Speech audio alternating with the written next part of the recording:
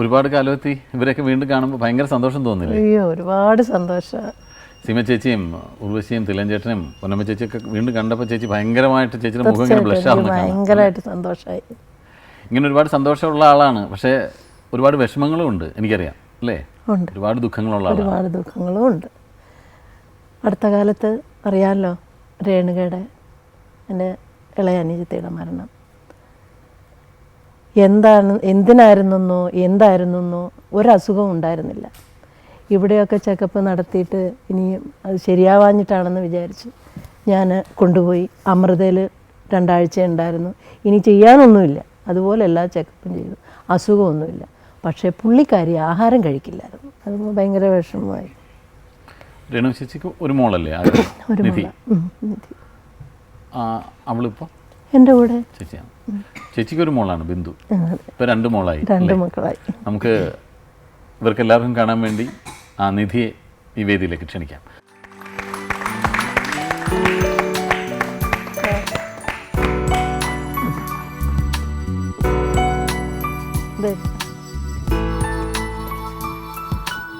ഇതാണ് ഇപ്പോഴത്തെ എൻ്റെ നിധി.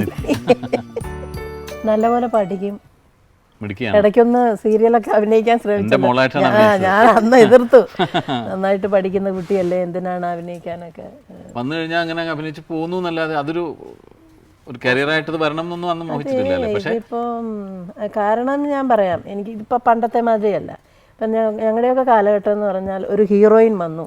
ഇവരൊക്കെ എത്ര വർഷമാണ് നിന്നത്, നല്ല നല്ല ക്യാരക്ടേഴ്സ് ചെയ്ത് ഒരു ഹീറോയിൻ എന്ന പേരും വാങ്ങി എത്ര വർഷം നിലനിന്നു. ഇപ്പോഴത്തെ അവസ്ഥ അതല്ല. ഇപ്പോൾ പെൺകുട്ടികൾ ഇങ്ങനെ ഒഴുകിക്കൊണ്ടിരിക്കുകയാണ്, മനസ്സിലായോ? ഒരു പടത്തിൽ ഒരാൾ അഭിനയിച്ചു കഴിഞ്ഞാൽ അടുത്ത പടത്തിന് അവർ ഫ്രഷ് ഫേസിനെയാണ് അന്വേഷിക്കുന്നത്. അപ്പോൾ ഇങ്ങനെ വന്നു കഴിഞ്ഞിട്ട് അത് നിൽക്കാൻ പറ്റിയില്ലെങ്കിൽ പിന്നെ വെറുതെ എന്തിനാ, പഠിപ്പും കളഞ്ഞിട്ട് എന്തിനാ അത്. അതുകൊണ്ട് ഞാൻ വേണ്ടാന്ന് പറഞ്ഞു. അവൾ നന്നായിട്ട് പഠിക്കുന്ന കുട്ടിയാണ്. പഠിച്ച് ഒരു ജോലിയായി കഴിഞ്ഞതിന് ശേഷം അവൾക്ക് ആരെ ഇഷ്ടമാണോ അവരെ കല്യാണം കഴിക്കാൻ നമ്മൾ കഴിപ്പിച്ചു കൊടുക്കാൻ റെഡിയാണ്. പക്ഷേ നല്ല പയ്യനായിരിക്കണം, സ്നേഹമുള്ളവനായിരിക്കണം, നോക്കുന്നവനായിരിക്കണം. അത്രയേ ഉള്ളൂ നിർബന്ധം. ഇങ്ങനെ എന്നും കുടുംബത്തിനും കുടുംബാംഗങ്ങൾക്കും വേണ്ടി അവർക്ക് വേണ്ടി മാത്രം ജീവിച്ച ഒരാളാണ് ചേച്ചി. ആ ചേച്ചിയുടെ സഹോദരങ്ങൾ അതൊക്കെ എൻ്റെ ചുമതലയല്ലേ, കടമയല്ലേ. തീർച്ചയായിട്ടും. അപ്പോൾ ആ സഹോദരങ്ങളൊക്കെ ഞങ്ങളിവിടെ വിളിച്ചു വരുത്തിയിട്ടുണ്ട്. അവരൊക്കെ എല്ലാവർക്കും കാണണമെന്ന് ആഗ്രഹം. അവരൊക്കെ ക്യാമറയുടെ മുമ്പിലൊന്നും വന്നിട്ടുള്ളവരല്ല. അങ്ങനെ നോക്കണ്ട, ഇത് നമ്മുടെ ഒരു എല്ലാവരും കൂടെ ചേർന്നുള്ള ഒരു സമാഗമം അല്ലേ? അത്ര ക്യാമറ ഒന്നും അല്ലെങ്കിൽ അങ്ങനെ ഒരു ഭീതിയൊന്നും വേണ്ട. സഹോദരിയുടെ ഒരു ബുദ്ധിമുട്ട് അവരോട് അറിയട്ടെ. അതെ അതെ, അവർക്ക് വേണ്ടി സഹോദരി ബുദ്ധിമുട്ടുന്ന എല്ലാവരും മനസ്സിലാക്കട്ടെ. നമുക്ക് പൊന്നമ്മ ചേച്ചിയുടെ സഹോദരങ്ങളെ, പൊന്നമ്മ ചേച്ചിയുടെ അയൽവാസികളെ, പൊന്നമ്മ ചേച്ചിയുടെ സുഹൃത്തുക്കളെ ഓരോരുത്തരായി നമുക്ക് ഈ വേദിയിലേക്ക് ക്ഷണിക്കാം. ഗണേശൻ ആണില് എന്റെ മൂത്തതല്ല, നാലാമത് ഗണേശൻ. ശരി. ഇത് സുരേഷ്, രണ്ടാമത്തെ.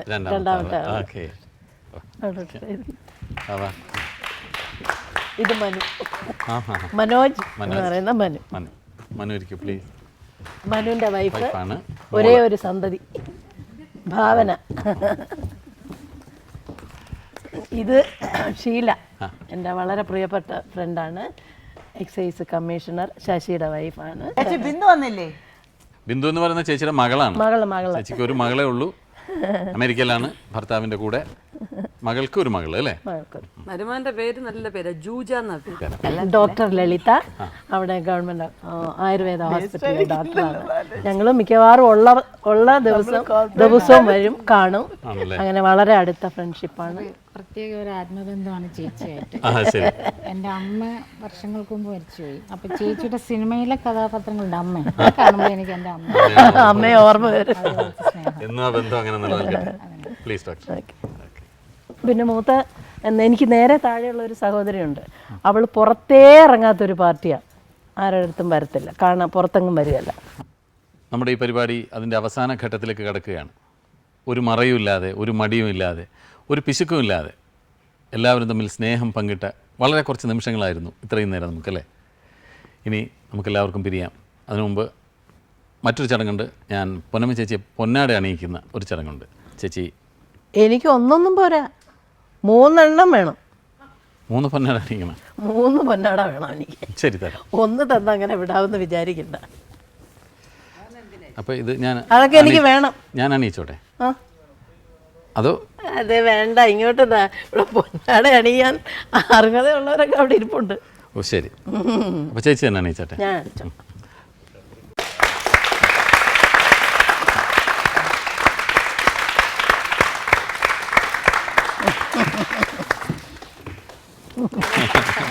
സിനിമയിൽ ഒരുപാട് കെട്ടിപ്പിടിച്ചത് അതുകൊണ്ട്